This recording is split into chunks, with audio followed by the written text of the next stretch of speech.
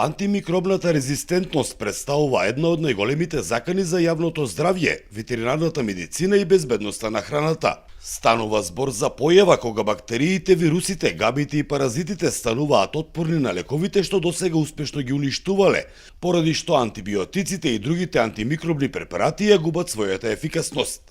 Откривањето на антибиотиците пред повеќе од 50 години представуваше револуционерна пресвртница во историјата на медицината и ветерината.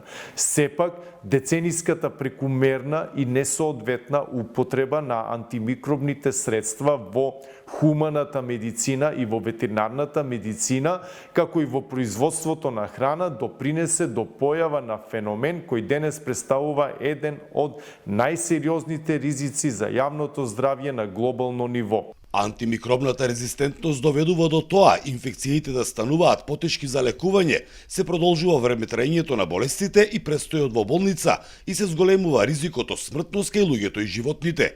Проекциите укажуваат дека доколку тековните трендови продолжат, до 2050 година антимикробната резистенција би можела да предизвикува поголем број на смртни случаи отколку канцерогените заболувања.